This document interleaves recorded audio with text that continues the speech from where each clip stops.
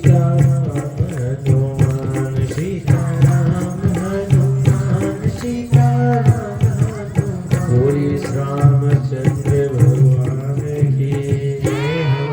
श्री वृंदावन बिहारी लाल की जय हो। आप लोग नाम भी लेते हैं तो बड़े धीरे धीरे, कम से कम भगवान का नाम मौका मिले तब तो ले लिया करो। वैसे ये जो भगवान का नाम है, ये नाम सबके मुख से निकल भी नहीं सकता। अति हरि कृपा जाहि पर हुई। भगवान की जिस पर अति कृपा होती है उसी के मुख से हरि का नाम निकल पाता है। तो कम से कम आप लोग कृपा हुई है तो भगवान की कृपा का फायदा तो ले लीजिए। बोलिए श्रागो सरकार की जय। आइए हम लोग कथा को पुनः उसी क्रम में श्रवण करें जहाँ कल विराम की गई थी। कल की कथा आप लोगों को पता है कहाँ विराम की गई थी? कल कहाँ कथा पहुंची थी? अच्छा, किसकी कथा चल रही थी ये पता है कि ये भी नहीं पता है? इतना पता है कहाँ पहुंचे थे शंकर जी?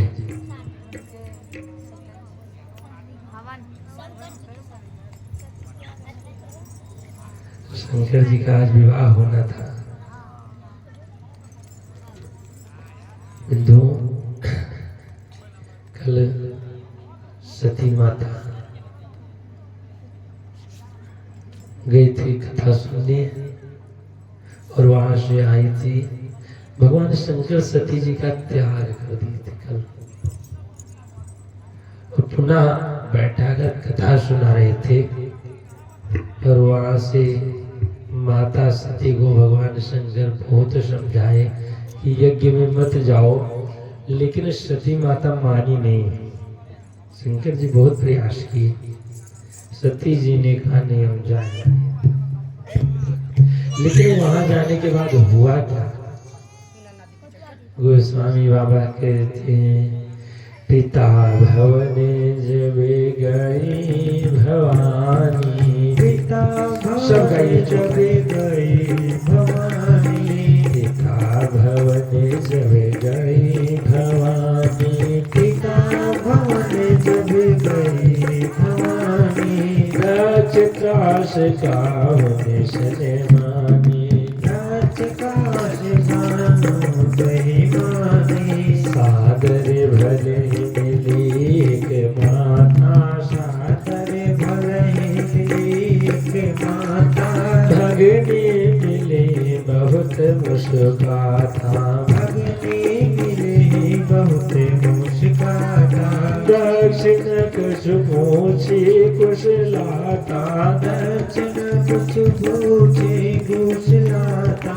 सती बिलो की जय सब गाता। सती बिलो की जय सब गाता। गोस्वामी बाबा कहते हैं जब माता सती यहाँ से गई,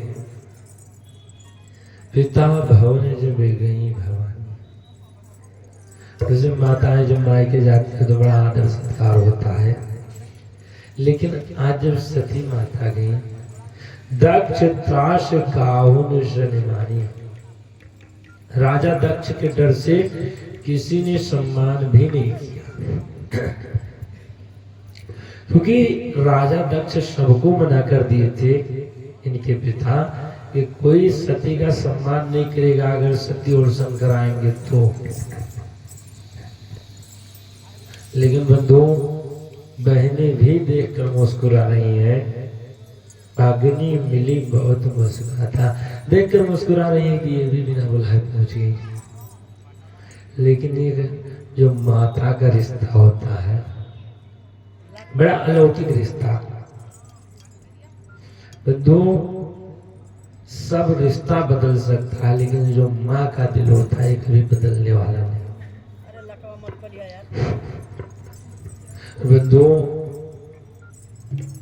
माता बच्चा माँ के साथ कितना भी बुरा कर दे, लेकिन माता कभी बच्चे का बुरा नहीं सोच सकती। पुत्र कुपुत्रो जायते क्वचित माता कुमाता न भवति। पुत्र कुपुत्र हो सकता है, लेकिन माता कभी कुमाता नहीं हो सकती। बेटा माँ को 2 रोटी ना दे, घर से बाहर निकाल दे मार पीट कर, तब भी माता कभी बेटे का बुरा नहीं सोच सकती। जित बड़ा अलौकिक रिश्ता है। अच्छा, आप लोग भी माता को ज्यादा मानते हैं कि पिता को? माता को ही मानते। अच्छा, एक बात बताओ, अगर बुखार हो जाए तो माता के पास रहना पसंद करोगे कि पिता के पास? किसके पास? अच्छा, अगर माता उपस्थित ना हो तो पिता के पास रहना पसंद करोगे कि अकेले ठीक है? अगर बीमार हो गए, पिता के पास गए भी तो पिता और 2 डांट लगाएगा, क्यों ऐसा करते हो, ठंडे में क्यों ऐसे रहते हो? तो सोचोगे इससे बढ़िया अकेले है। बंधुओं, लेकिन पिता का भी शायद माता से कहीं कम नहीं होता। संसार में पिता भी माता से कम नहीं होता। एक बात हम आपको बताते हैं, इस संसार में कोई ऐसा जीव नहीं है जिसको माता न मिली हो। प्रत्येक जीव का भाग्य होता है, सौभाग्य होता है, प्रत्येक जीव को माता मिलती है। इस संसार में 84 लाख योनियों को मां मिलती है, लेकिन बंधु पिता का सौभाग्य केवल एक मनुष्य योनि में ही मिल पाता है, पिता की सेवा का मौका। बाकी पिता की सेवा का मौका किसी योनि में नहीं मिलता। इसीलिए अगर माँ की सेवा में थोड़ा डिस्टर्ब भी हो जाए तो पिता की सेवा करना नहीं भूलना चाहिए। माता सती पहुंची तो किसी ने कोई सम्मान नहीं किया। राजा दक्ष देखे, दक्ष जी देखकर और जल उठे।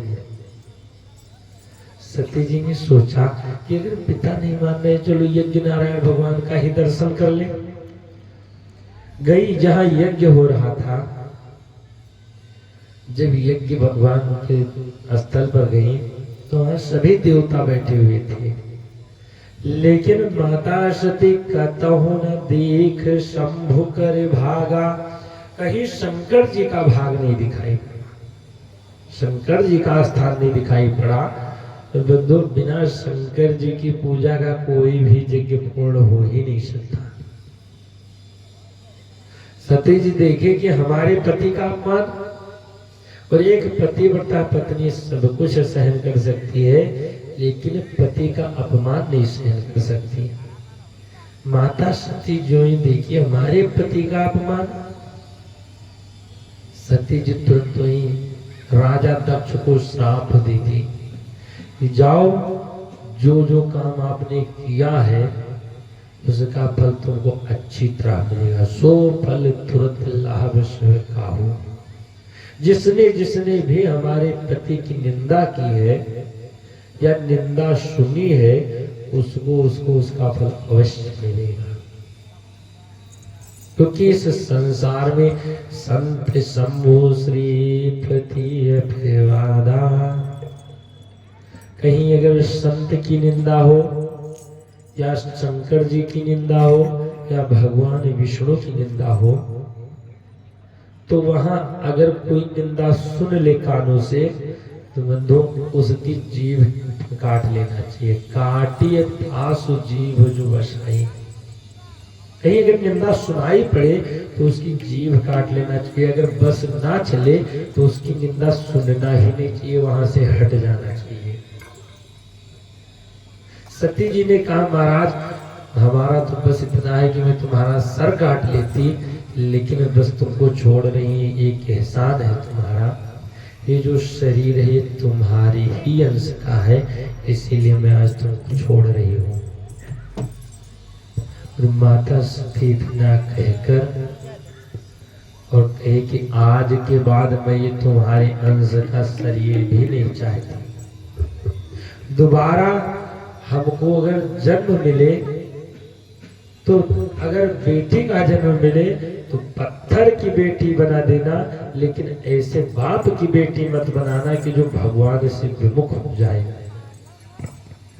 और इतना कहकर माता सती योगाग्नि प्रकट की और उसी में अपने शरीर को भस्मीभूत कर दी। बोलिए श्री राघव सरकार की जय हो। और माता सती जब मरने लगी, भगवान से क्या वरदान मांगी?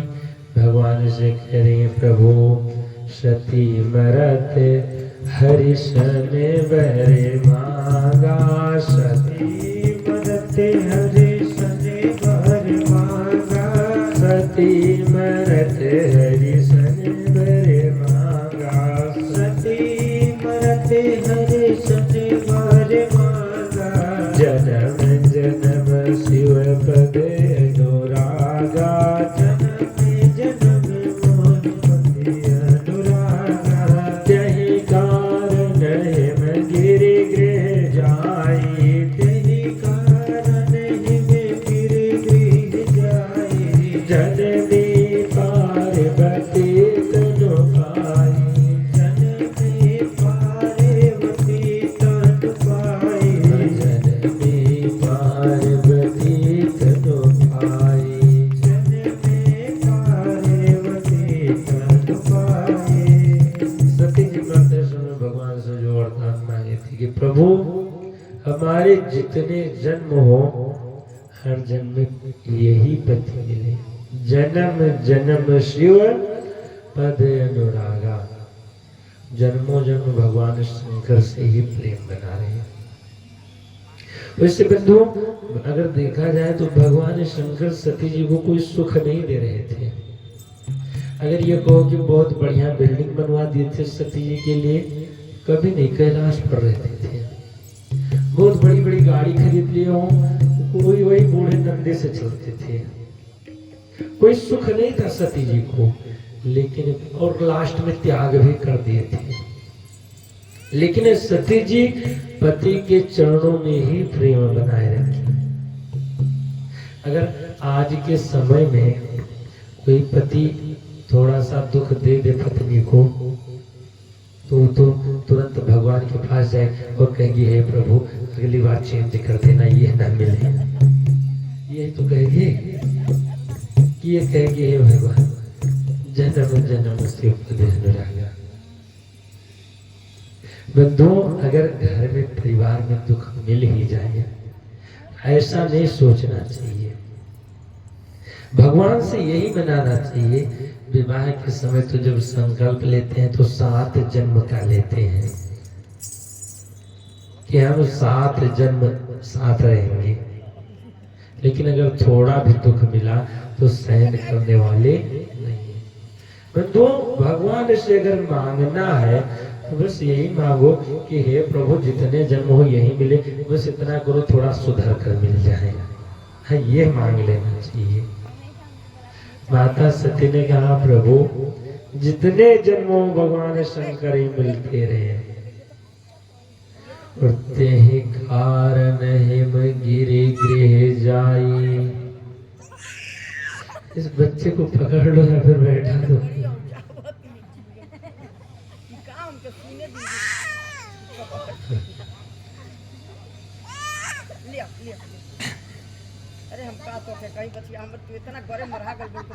बोलिए श्री राघव सरकार की जय हो। आइए 2 बार भगवान का नाम लेंगे। सीताराम सीताराम सीताराम सीताराम सीताराम सीताराम सीताराम सीताराम सीताराम सीताराम सीताराम सीताराम सीताराम सीताराम सीताराम सीताराम राधे श्याम राधे श्याम राधे श्याम राधे श्याम राधे श्याम राधे श्याम राधे श्याम राधे श्याम सीताराम सीताराम सीताराम सीताराम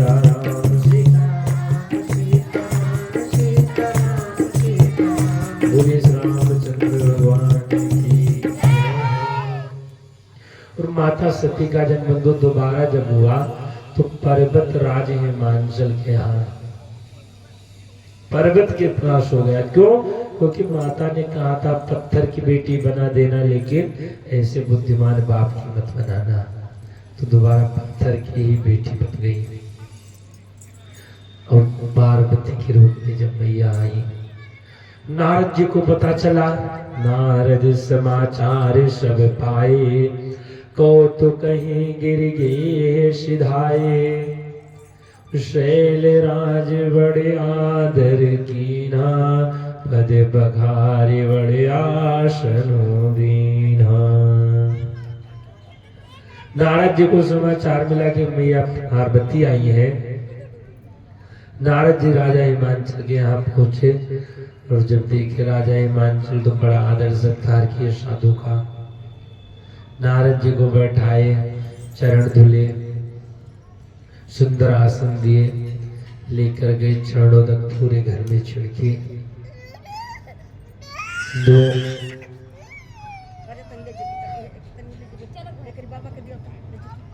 पहले जब कोई साधु आता था, पहले साधुओं का बड़ा सम्मान होता था गांव में, अब थोड़ा कम हो गया, नहीं पहले बहुत माताएं करती थी।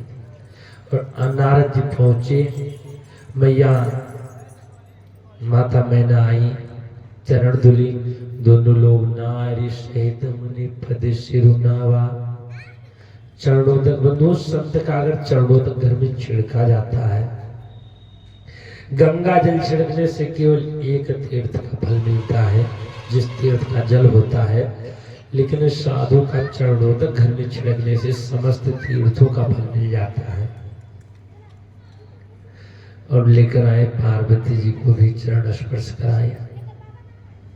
अगर बच्चे साधु का चरण स्पर्श करते हैं तो दो बच्चों के मस्तिष्क का विकास होता है, उनके अंदर संस्कार आता है। पहले माताओं को पता होगा कि पहले जब कोई साधु जाता था तो माताएं बच्चों से चरण स्पर्श कराती थी, लेकिन आज नहीं। आज तो अगर साधु देख भी लेंगे तो कहेंगे चुप हो जाओ, नहीं बाबा पकड़ ले जाएगा। बताओ, वो बालक बड़ा होकर कभी साधु का चरण छुएगा? बंधु, आजकल माता पिता खुदे बच्चों का संस्कार बिगाड़ रहे हैं। अगर बच्चे साधु संतों को नहीं मान रहे, महात्माओं को नहीं मान रहे, देवताओं को नहीं मान रहे, तो ये माता पिता की वजह है। क्योंकि वो पूजा पाठ कभी मंदिर में लेकर जाएंगे नहीं। अगर माता पिता मंदिर जाने लगे, बच्चा भी रोने लगा, माता पिता कहेंगे चुप रहो, अभी पढ़ाई करो, पढ़ाई करने की उम्र है। तो बंधु, जब माता पिता खुद ही नहीं जाने देते तो बच्चा कहाँ से सीखेगा पूजा पाठ? लेकर आए राजा हिमांचल माता मैना को और पार्वती जी को भी चरण स्पर्श कराए। नारद जी को देखकर राजा हिमांचल ने कहा, महाराज हमारी बिटिया का थोड़ा हाथ देख लो। कहीं भी जाओ तो माता पिता हाथ बच्चों का बहुत जल्दी लेकर आते हैं कि बाबा थोड़ा कुछ हाथ देख कर बताओ। अच्छा, पहले पूछेंगे बाबा कुछ जानते हो अंत हो? अगर कहोगे हाँ जानते हैं, गीता रामायण क्या सुना है?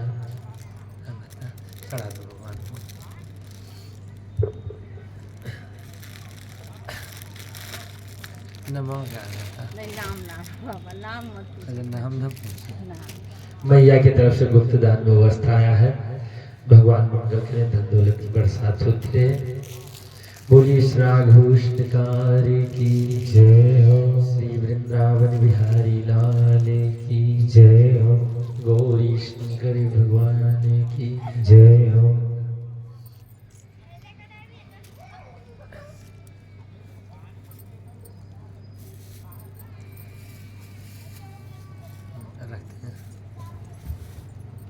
बैठ जाए। जब नारद जी पहुंचे, नारद जी को लेकर हाथ दिखाने लगे, बाबा हाथ देखो थोड़ा। अच्छा, माताएं अगर बच्चों को लेकर आती भी हैं, आजकल बाबा भी पहुंचेंगे। आजकल हाथ देखना भी बड़ा आसान हो गया है, कोई कठिन नहीं। चाहे जो बाबा हो पहुंचो, हाथ दिखाओ तो तुरंत बताने लगते हैं। एक दिन एक गुरुजी हमसे कहने लगे, जब जाते हो कहीं तो हाथ वाथ देखते हो। हमने कहा गुरुजी हम कुछ आता नहीं, हस्त शास्त्र वगैरह पढ़े नहीं। गुरुजी ने कहा अरे इसमें पढ़ने की क्या आवश्यकता, इसकी तो विधि होती है। हमने कहा कौन सी विधि होती है बताओ तो हम भी देख लिया करेंगे। गुरुजी ने कहा जब कोई हाथ दिखाने आए तो उसका हाथ पकड़कर खूब देर तक देखो कि लगे बाबा जी जानकार है।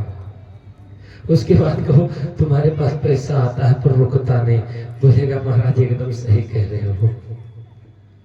अब बताओ जहाँ जिस संसार में पैसे से ही सारा काम होना है तो किसके पास पैसा रुकेगा। महात्मा जी ने कहा फिर थोड़ी देर देखो, फिर उससे कहो तुम कभी बचपन में गिरो तुमको चोट लगी है। बोलेगा नहीं महाराज, बोल नहीं याद नहीं हो। हाँ महाराज एक बार गिरे थे। बताओ कोई बचपन में नहीं तो क्या जवानी में गिरेगा, सब गिरते हैं। हाथ देखना भी बड़ा आसान हो गया। लेकिन जो नारद जी हैं हमारे जैसे नहीं बड़े अच्छे ज्योतिष हैं, त्रिकालदर्शी हैं। तो मत त्रिकालदर्शी मुनिनाथ। और नारद जी जब पार्वती जी का हाथ देखे तो नारद जी कहने लगे महाराज ये जो तुम्हारी बिटिया है इसके अंदर तो गुण ही गुण है, कोई अवगुण नहीं। सब लक्षण संपन्न कुमारी, सब लक्षण संपन्न कुमारी, सब लक्षण संपन्न कुमारी, सब लक्षण संपन्न कुमारी। होई है सतत प्रिय प्यारी, होई है सतत प्रिय प्यारी। सदा चल रही कर रही बाता, सुना चल कर यही बाता। यही तेजस पई है पितु माता, यही तेजस पई है पितु माता। यही करे नाम सुमेरे संसारा, यही करे नाम सुमेरे संसारा। प्रिय चढ़े है प्रतिव्रत ऐसी धारा, प्रिय चढ़े है प्रतिव्रत ऐसी धारा।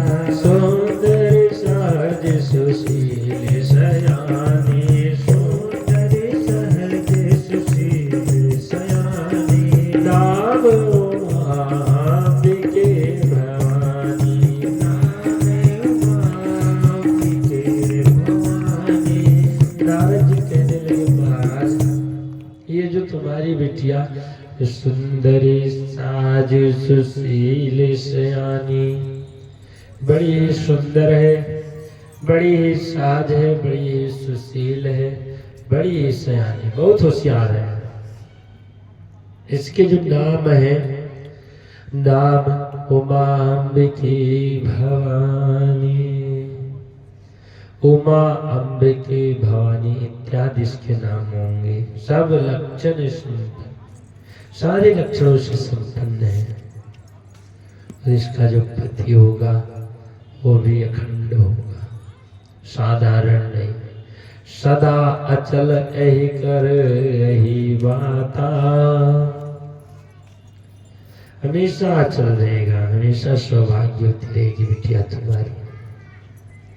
यही करे नाम सुमिरी संसारा। नारद जी ने कहा जो भी तुम्हारी बिटिया के नाम का स्मरण करेगा, गुण का स्मरण करेगा, वही स्त्री पतिव्रत धर्म का पालन कर पाएगी। और जो इतना बताए, राजा हिमांचल ने कहा महाराज हमारी बिटिया अगर सब लक्षणों से संपन्न है तो क्या इसके अनुकूल पति भी इसको मिल जाएगा, सारे लक्षणों से संपन्न। नारद जी ने कहा महाराज तुम्हारी बिटिया तो सारे लक्षणों से संपन्न है, लेकिन जो इसका पति होगा वो सारे दोषों से संपन्न होगा। बोले महाराज दोष क्या क्या दोष रहेंगे। बोले महाराजा गुणे अमाने मातु पितु हीना। अगुण रहेगा, उसके अंदर कोई गुण नहीं। अगुण का मतलब जो तीनों गुणों से परे हो, सत रज तम तीनों गुणों से परे हो। अमान, जिसके अंदर मान सम्मान की कोई इच्छा ना हो। बंधु, शंकर जी ऐसे देवता हैं कि उनके पास कोई मान सम्मान की इच्छा नहीं है। आप लेकर जाओ, चाहे सुंदर वस्त्र पहनाओ और चाहे सुंदर फूल चढ़ाओ, चाहे भांग धतूर ले जाकर चढ़ा दो, शंकर जी वैसे प्रसन्न। केवल जाओ, एक लोटा जल ले लो, ले जाकर भगवान को हर हर गंगे चढ़ा दो। शंकर जी केवल जल से ही प्रसन्न हो जाते। केवल पहुंच जाओ उनके मंदिर में, बस शंकर जी प्रसन्न है। उनको सम्मान की आवश्यकता नहीं। और देवता है तो उनको आप देखिए, उनके सजाते हैं सब लोग, और देवताओं को सजाना पड़ता है, लेकिन कभी शंकर जी को भी सजाते हुए देखिए हो? कहीं सजे हो तो बताओ, फूल पत्ती लगाकर, बढ़िया बढ़िया सुंदर मुकुट लगाकर। शंकर जी को किसी की आवश्यकता नहीं। अच्छा, लोग शंकर जी के पास जाएंगे भी तो कम जल लेकर नहीं, पूरा एक बाल्टी ले जाकर हर हर गंगे पलट देंगे। जय हो भगवान, समझ जाओ हम आ गए। बड़े ही भोले हैं शंकर जी, इनका नाम ही भोला पड़ गया, इतने भोले हैं। एक आदमी था तो रात में गया चोरी करने। अब जब चोरी करने पहुंचा तो पूरी रात घूमा, जहां जाए वहीं सब जग जाए। दुर्भाग्य, जहां पहुंचे वहीं जग जाए। अब वो सोचने लगा क्या करे। गया भगवान के मंदिर में, लगा बैठकर रोने, महाराज कहीं काम धाम मिला नहीं, आज पूरी रात घूमे। अच्छा, सज्जन लोग कम पूजा पाठ करते होंगे, लेकिन जो दुर्जन होते हैं वो ज्यादा करने लगते हैं। वो पहुंचा भगवान से, सुबह सुबह 4 बजे लगा रोने। अब जब रोने लगा तो उसकी दृष्टि ऊपर गई, घंटा बंधा था बड़ा सा। सोचा, अरे महाराज, जब कहीं नहीं मिला तो तुम्हारे यहाँ ही तुम भी सो रहे हो, चलो खोल लेते हैं। अब जब घंटा देखा, कोशिश किया ऊपर पहुंचने का, तो जब नहीं पहुंच पाया तो शिवलिंग थोड़ा सा ऊंची थी, शिवलिंग पर ही चढ़कर लगा खोलने। और जो ही शिवलिंग पर चढ़ाकर खोलने लगा, भगवान शंकर प्रकट हो गए। और जो ही भगवान शंकर प्रकट हुए, बेचारा डर गया, बोला महाराज सब जग रहे थे, क्या तुम भी जग के सबके जैसे संसारी जैसे हो गए? शंकर जी ने कहा, अरे महाराज वर मांगो, तुमको जो चाहिए वर मांगो। बोला, महाराज मजाक मत करो, ये बताओ हम तो चोरी करने जा रहे थे, तुम वर के लिए कह रहे हो? शंकर जी ने कहा, अरे तुमने जैसा पूजन किया आज तक हमारा कोई नहीं कर पाया। बोला, महाराज हम तो पूजा पाठ में चोरी करी। शंकर जी ने कहा, अरे सब छोड़ो, हम आज तक देखे सब आए, हमारे ऊपर फूल चढ़ाए, पत्ती चढ़ाए, जल चढ़ाए, भांग चढ़ाए, धतूर चढ़ाए, लेकिन आज तुम जैसा भक्त आया कि कुछ ना चढ़ा तो खुद ही चढ़ गया। अब इससे बड़ा हमको क्या चाहिए? तो शंकर जी इतने भूले। नारद जी कहने लगे, महाराज तुम्हारी जो बिटिया का पति होगा, अमान कोई सम्मान की इच्छा नहीं, मातु पितु हीना, ना तो इसके माता होंगे ना तो इसके पिता होंगे। मतलब तुम्हारी बिटिया के ना सास होंगे ना ससुर होंगे। बंधुओं, अगर कहीं लोग पहले बेटी का ब्याह देखने जब जाएं, तो अगर सास और ससुर ना हो उस घर में तो लोग करने से हिचकते थे। ऐसा ही है ना माता जी? पहले लोग कहते थे, अरे माता पिता है नहीं, कौन देखने वाला। लेकिन आज के समय में तो हमको लगता है अगर माता पिता ना हो तो लोग प्रसन्न हो जाते हैं, बेटे की न सास न ससुर, झंझट खत्म, बड़े प्रसन्न रहेंगे। एक जगह माता जी आई, गुरु जी के पास कहने लगे, अरे महाराज हमारी 3 बेटियां 1 बेटा, बहुत प्रसन्न है, हमारी बेटी सब सुखी है अपने अपने घर में। गुरु जी ने कहा मैया बहुत अच्छी बात है, भगवान की कृपा है। बोली अरे महाराज भगवान की तो कृपा है, एक बात और है। बोले क्या? बोली हमने ऐसा घर देखकर शादी ही किया कि सुखी रहे। गुरुदेव ने कहा क्या देख कर किए? बोली ऐसा ही देखे जहाँ सास ससुर ना हो, ऐसा ही घर देखकर शादी किए हैं, इसलिए सुखी है। गुरु जी ने कहा बहुत अच्छी बात है। बोले लेकिन गुरु जी एक कष्ट है। बोले क्या? बोले हमारे एक बेटा है, उसकी शादी नहीं हो रही, कृपा करो। गुरु जी ने कहा जिस दिन तुम भी नहीं रहोगे हो जाएगा। कोई देख रहा होगा कि जिस दिन ये निपट जाए उसी दिन पहुंच जाएगा। बंधु आजकल ये दशा होती है। नारद जी यहाँ शंकर जी के 11 गुण बताए। कौन कौन सा? जोगी जटिल अकाम मने नगने मंगल भीष। जोगी रहेगा बाबा जी बन जाएगा, जो इसका पति होगा जटाएं होंगी बड़ी बड़ी।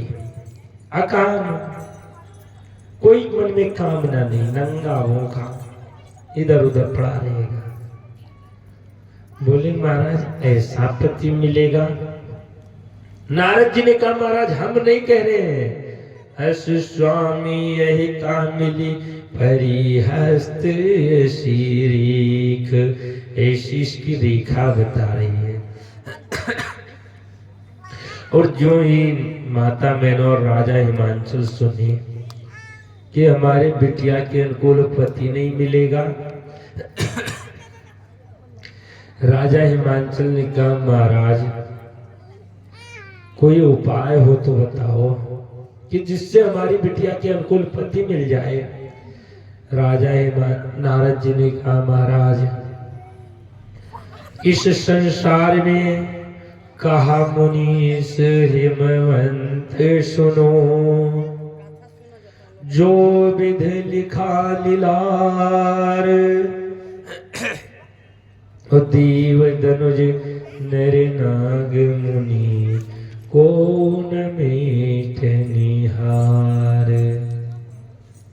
जो विधाता ने लिख दिया है उस संसार में कोई मिटा नहीं सकता।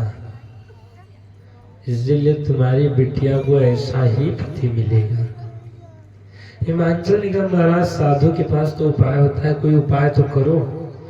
नारद जी ने कहा महाराज एक उपाय हो सकता है। बोले कौन सा?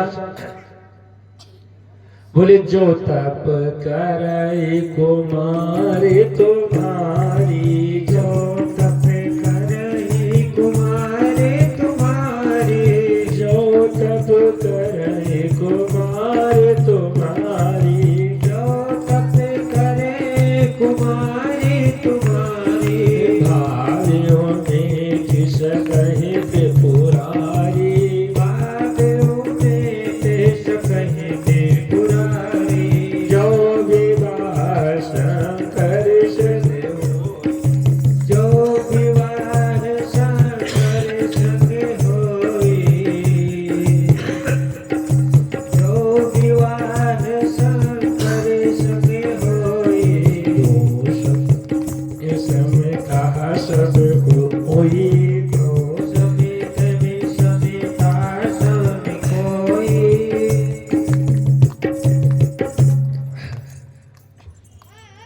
खांसी भी आ गई इसी में। बोलिए इस राघव सरकार की जय हो। नारद जी ने उपाय क्या बताया?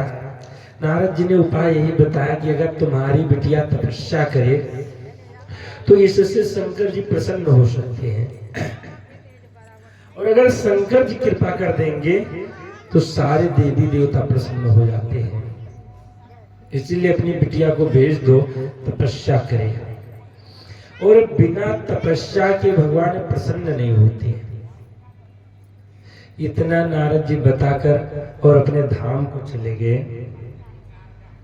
राजा हिमांचल माता मैना से कह देवी एक काम करो, अपनी बिटिया को भेज दिया जाए और तपस्या करे। और यहाँ से बड़ी कम उम्र में माता पार्वती जी केवल 7 वर्ष की अवस्था थी। उसी उम्र में इनके माता पिता भेज दी कि जाओ बिटिया भगवान शंकर के लिए तपस्या करो, वही तुमको पति रूप में मिलेंगे। माता पार्वती जी चली गई तपस्या करने। और बंधुओं एक बात और है, भगवान का भजन पूजन करना है तो बालपन से ही शुरू कर देना चाहिए। बुढ़ापे में भजन की कोई उम्र नहीं होती। बुढ़ापे में लोग कहते हैं महाराज ये तो भजन करना बूढ़े लोगों का काम है। अच्छा एक बात बताओ, भगवान के पास खिला हुआ फूल चढ़ाना चाहिए कि मुरझाया हुआ? तो जब तक खिला हो उसी समय भगवान को समर्पित हो जाना चाहिए। नहीं बुढ़ापे में जब सब दांत गिर जाए, बाल पक जाए, शरीर काम ना करे, लाठी टेकते पहुंच जाओ तो कहते महाराज अब अपनी शरण में ले लो राम, मुझे अपनी शरण में ले लो राम। तो बताओ भगवान क्या कहेंगे कि ये कोई कबाड़ खाना थोड़ो है कि जब किसी लायक नहीं हुए तो चले आए। अभी माता जी बुढ़ापा नहीं है, अभी अगर भजन के लिए कहेंगे तो कहोगे महाराज घरा कौन देखेगा, कहेंगे मैया 5 बजे आओ करो तो कहोगे महाराज दरवाजा कौन देखेगा। तो कम से कम जब दरवाजा देखने की उम्र है तब भजन करना शुरू कर दो। हाँ जब बेटा दरवाजे पर नहीं रहने देगा, बहू घर में नहीं बैठने देगी, तब कहोगे चलते हैं कथाएं सुनेंगे बैठकर, तब उस समय कोई मतलब नहीं है। तो बंधु उस उम्र में अगर सोचो जब किसी लायक ना रहो तब भजन करो तो कोई फायदा नहीं होता। बंधु उस उम्र में भजन भी नहीं हो सकता। शरीर जब ना साथ दे, इस शरीर भजन के लिए ही मिला है। अगर कोई बालपन से बचपन में भजन करता है तो उसको उसका 100 गुना फल मिलता है। कितना मिलता है? अगर बालक भजन करेगा तो उसको 100 गुना फल मिलेगा, और अगर वही कोई युवावस्था में भजन करेगा तो उसका 10 गुना फल मिलेगा। लेकिन अगर बुढ़ापे में भजन करोगे तो जितना करोगे उतना ही मिले, उससे ज्यादा मिलने वाला नहीं। हाँ इसका प्रमाण है साक्षात। आप देखे होंगे एक महाराजा मनु की कथा। महाराजा मनु गए थे जब तपस्या करने, बुढ़ापे में गए थे, जब चौथापन आ गया, हृदय बहुत दुख लाग, जन्म गयो हरि भगत में। चौथेपन में जब भजन के लिए गए तो उन्होंने 32,000 साल तक तपस्या किया। क्यों? क्योंकि बुढ़ापे में गए। और उन्हीं का एक नाती था, राजा मनु का नाती, आप लोग नाम सुने होंगे ध्रुव जी का। वो 5 वर्ष की अवस्था में ही निकल गए और केवल 6 महीने तपस्या किए और भगवान प्रसन्न हो गए थे। बोली इस राघव सरकार की जय हो। इसीलिए बंधु जो भजन की उम्र है अगर करना बचपन से शुरू कर दो, आनंद आ जाएगा, भगवान बड़ी जल्दी प्रसन्न होंगे। माता पार्वती जी 7 वर्ष की अवस्था में गई और खूब तपस्या की, इतनी कठिन तपस्या की कि भगवान का सिंहासन डगमगाने लगा। भगवान शंकर इधर उधर जाते, भगवान का नाम लेते, कतहु मुनि उपदेश है ज्ञाना, कतहु राम गुण करहि बखाना। कहूँ ऋषि मुनियों को उपदेश देते, कहीं भगवान की कथा सुनते थे, कहीं सुनाते थे, यही काम करते, बाबा जी बन गए, घूम रहे थे। अच्छा संसार में यही होता भी है। अगर कहीं पति की कम उम्र में पत्नी की मृत्यु हो जाती है तो घर फिर नहीं चला सकता, घर नहीं संभाल पाता है, जाता है कहीं इधर उधर, बाबा जी बन जाता है। और अगर कहीं पत्नी की कम उम्र में पति की मृत्यु हो जाती है तो पत्नी को, स्त्री को भगवान और शक्ति दे देते हैं, जैसे तैसे अपने घर का निर्वहन कर ही लेती है। शंकर जी घर परिवार छोड़कर भगवान का भजन करना शुरू किए। लेकिन जब इधर पार्वती जी तपस्या करती तो भगवान शंकर भी दुखी होते।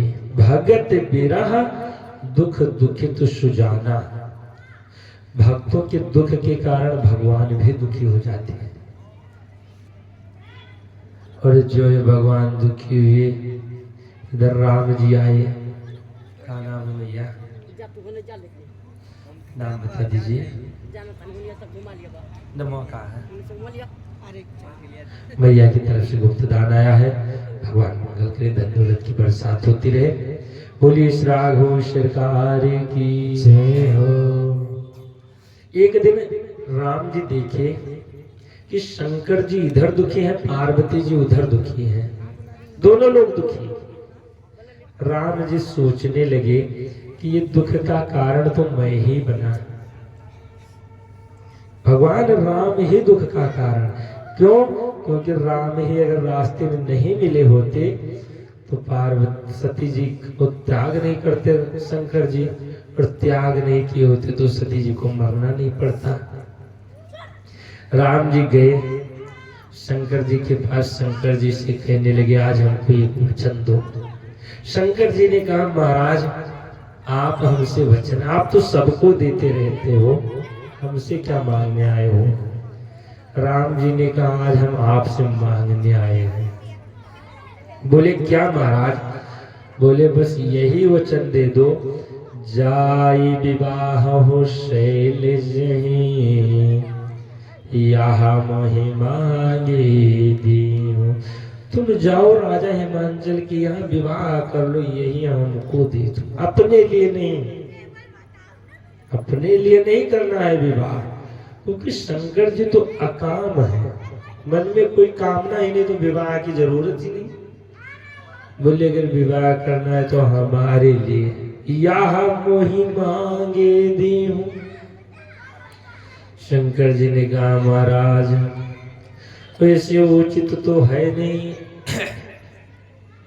लेकिन अगर आप कह ही रहे हो विवाह के लिए तो कभी स्वामी की बात टालनी नहीं चाहिए। शंकर जी यहाँ बड़ी अच्छी बात कहे, मात पिता गुरु प्रभु के बानी। क्या नाम है माता जी? श्रद्धा देवी मैया की तरफ से। जैसा नाम है वैसे श्रद्धा भी है। कम से कम से ताली तो बजाती है लोग। दान के लिए ना हाथ खोले, ताली के लिए खोल दिया करो से। बोलिए श्री राघव सरकार की जय हो।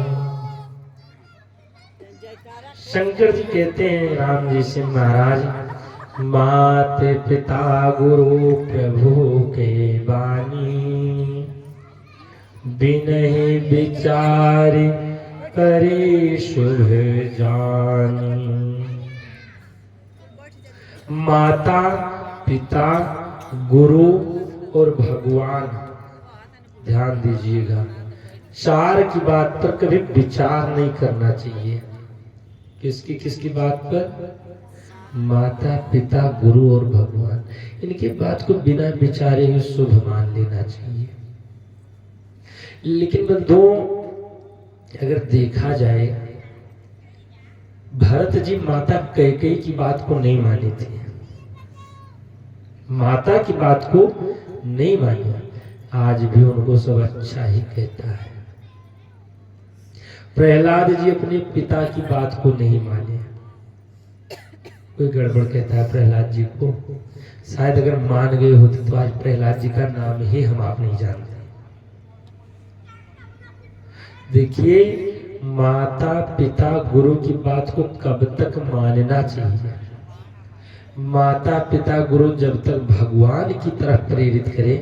माता का मातृत्व तभी तक है जब तक वो भगवान की तरफ ले जाए। अगर माता पिता भगवान से विमुख कर रहे हो, कथा में मत जाइए, माता का ही त्याग कर देना चाहिए। पिता का पितृत्व तब तक भगवान की तरफ जब तक ले जाए। बंधु गुरु का गुरुत्व भी तभी तक जब तक वो भगवान की तरफ ले जाए। शंकर जी ने कहा महाराज हम आपकी बात अवश्य मानेंगे। और यहां से राम जी अंतर ध्यान हुए। शंकर जी सप्त ऋषियों को भेजे कि जाओ पार्वती जी की परीक्षा ले आओ कि पार्वती जी हमारे लिए तपस्या कर रही हैं कि हमसे अच्छा भी कोई पति मिल जाएगा तो उसके लिए चली जाएंगी, उसके साथ विवाह कर लेंगी। यहां से सप्तऋषि गए परीक्षा के लिए। सप्तऋषि गए तो पार्वती जी बैठकर खूब तपस्या कर रही थी। सप्तऋषियों ने कहा देवी इस निर्जन वन में तुम किसके लिए तपस्या कर रही हो? पार्वती जी कहने लगी महाराज हम शंकर जी को पति रूप में पाना चाहते हैं। सप्तऋषि लगे हंसने। सप्तऋषियों ने कहा अरे देवी आखिर तुम उनको पति रूप में पाकर तुमको कौन सा सुख दे देंगे? कहाँ हो कवन सुख अस बरु पाए, तुम ऐसा पति पाकर कौन सा सुख पा जाओगी? एक पत्नी सती थी उसको तो मरुआ ही दे पता नहीं कैसे, और तुम उनके लिए तपस्या कर रही हो। आखिर तुमको किसने समझाया, किसने उपदेश दिया? पार्वती जी ने कहा नारद जी। जो ही नारद जी का नाम लिया सप्तऋषि कहने लगे रे भल भोलियो ठग के बोराए, वो नारद ठग है और तू उसके कहने में पड़ गई। ये बताओ नारद आज तक किसी का घर बसने दिया है? चित्रकेतु का घर चौपट कर दिए। राजा दक्ष के 10,000 पुत्र थे, सबको भिखमंगा बना दिए, एक को भी घर नहीं बसाने दिए, और तुम उनके कहने से यहाँ चली आई हो। पार्वती जी ने कहा तो महाराज करें क्या? सप्तऋषियों ने कहा एक काम करो, तुमको हम उससे अच्छा पति बताएंगे। पार्वती जी ने कहा कौन सा पति? बोले दूषण रहित सकल गुण राशि, श्रीपति पूरे वैकुंठ निवासी, जो सारे दोषों से रहित है। भगवान विष्णु लक्ष्मीपति वैकुंठ निवासी भगवान विष्णु। जो इन सप्तऋषियों ने कहा कि तुम जाओ भगवान विष्णु से शादी कर लो, पार्वती जी ने कहा महाराज अब मैं जन्म संभोहित हारा, अब तो मैं इस जन्म को भगवान शंकर के लिए ही हार गई हूं। इस जन्म में मैं शंकर जी को ही पति मान ली हूं। तो बंधुओं यहाँ पार्वती जी कितनी अच्छी बात कह रही हैं। एक बार जिसको पति के रूप में देख ली उसको फिर दोबारा किसी पति को नहीं की जरूरत नहीं। अगर एक बार विवाह हो गया तो पति जैसा भी है दोबारा कुछ उसके बारे में को गुण दूषण कर विचारा, गुण और दोष का विचार ही नहीं करना चाहिए अगर पति मिल जाए। क्योंकि बंधुओं ये जो पति और पत्नी का संबंध होता है ये कोई साधारण संबंध नहीं है कि बस ऐसे विवाह हो गया चलो ठीक है। अच्छा एक बात बताओ, एक प्रश्न पूछेंगे आप लोग उत्तर दे दो तो आप लोगों को हम इनाम भी देंगे आज।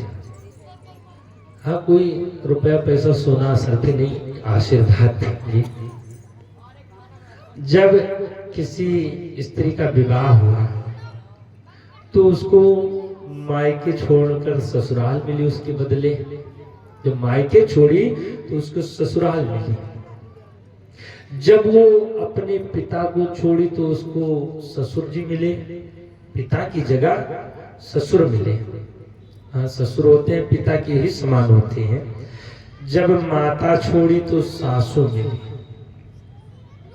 जब बहन को छोड़ी तो ननद मिली। ननद को बहन के समान ही मानना चाहिए। वैसे आजकल तो लोग कहते हैं कि ननद चून की भी नहीं मिली होती, लेकिन ऐसा कुछ है नहीं, उसको बहन के समान ही प्रेम करना चाहिए।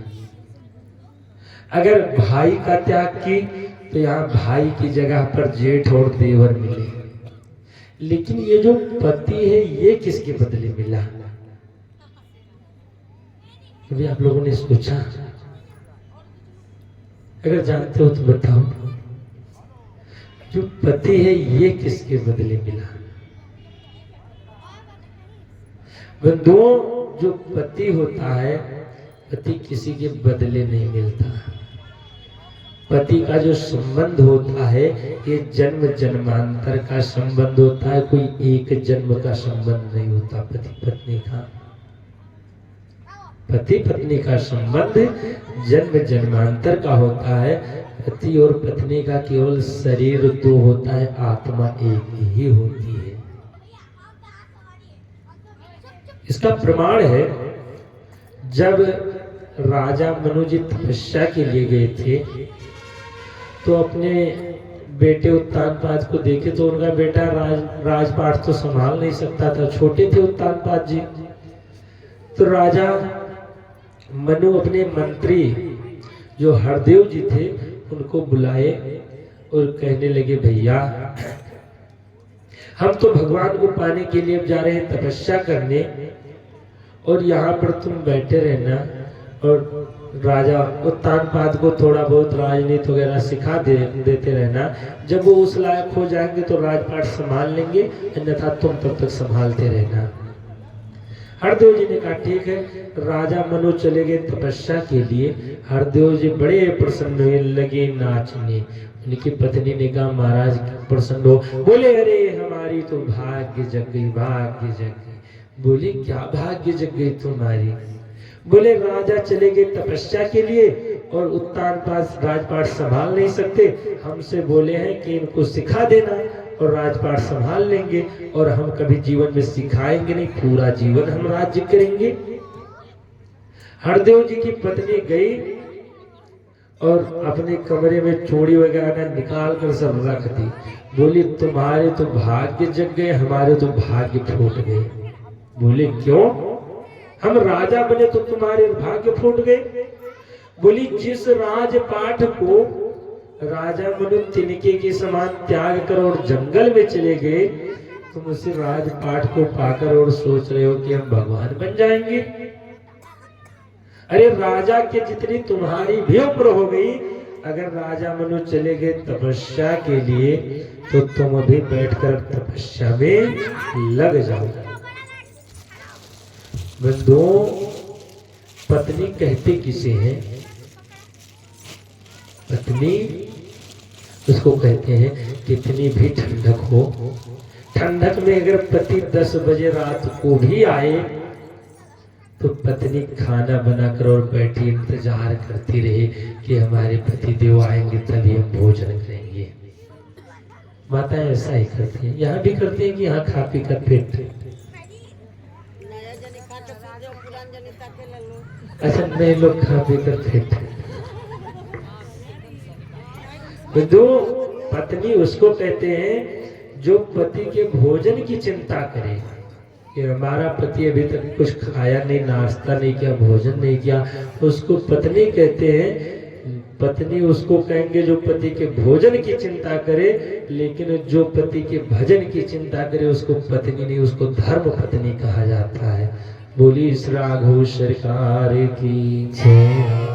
तो बंधु, भोजन से ज्यादा भजन की भी चिंता करनी चाहिए कि कम से कम तुम भजन भी तो कर लिया करो। इसीलिए हमारे भारत में पत्नी ने धर्म पत्नी कहा जाता है। हरदेव की पत्नी ने कहा, महाराज अब तुम भी बैठकर भजन करोगे। राजा मनु भजन के लिए निकल गए। हरदेव जी यहाँ बैठकर भजन करना शुरू किए, और जब भगवान राजा मनु के सामने प्रकट हुए तो राजा मनु ने कहा, भगवान ने कहा, राजन तुमको क्या चाहिए? तो राजा मनु ने कहा, महाराज तुम हमारे यहाँ बेटे के रूप में आ जाओ। भगवान ने कहा तथास्तु। और जब वहां देखे कि हरदेव जी भी कम तपस्या नहीं किए, भगवान हरदेव जी के पास पहुंचे और कहे महाराज तुमको क्या चाहिए? तो हरदेव जी ने कहा महाराज राजा मनु ने मांगा है बेटे के रूप में, तो तुम हमारे यहाँ बेटी के रूप में आ जाना। और बंधुओं वही राजा मनु दशरथ के रूप में आए, भगवान राम के रूप में गए, और वही मंत्री हरदेव जी जनक जी के रूप में आए, वही भगवान इनके यहाँ सीता जी के रूप में प्राकट्य हुआ। तो जो राम और सीता जी थे ये दोनों भगवान के ही स्वरूप हैं, बस थोड़ा रूप अलग अलग है दोनों एक ही। हमारा कथा कहने का यही मतलब था कि जो पति पत्नी का संबंध होता है बंधुओं, ये दोनों जन्म जन्मांतर का ही हुआ करता है। माता पार्वती जी को ऋषि महात्मा बहुत समझाए कि बेटी जाओ तुम दूसरा वर ढूंढ लो, शंकर जी तुम्हारे योग्य नहीं है, भिखमंगे भिखारी बनकर घूम रहे हैं। माता पार्वती जी ने कहा महाराज जन्म कोटि लगी रगरे हमारी, जन्मों जन्म तपस्या करना पड़े तब भी मैं वरऊं शंभु न तरहु कुंवारी। मैं वर्ण करूंगी तो शंकर भगवान का ही करूंगी। और यहाँ से सप्तऋषि गए, भगवान शंकर को समझाए कि महाराज वो तो आपके लिए ही तपस्या कर रहे हैं, डिगने वाले नहीं। शंकर जी प्रसन्न हुए और शंकर जी ने कहा अब हम विवाह अवश्य करेंगे पार्वती जी के साथ।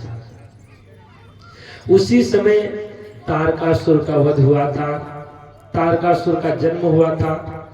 सब देवी देवता गए ब्रह्मा जी से कहने लगे महाराज इसका वध कैसे होगा? ब्रह्मा जी ने कहा शंकर जी विवाह करेंगे तो उन्हीं के पुत्र के द्वारा इसकी मृत्यु संभव है, अन्यथा मृत्यु नहीं होगी। देवता आए शंकर जी से विवाह के लिए जब कहने के लिए, तो शंकर जी उस समय समाधि में थे। तो शंकर जी समाधि में ज्यादा रहा करते थे। अब जब देखे समाधि में तो देवता कामदेव को भेजे। कामदेव आया शंकर जी की समाधि खोलने।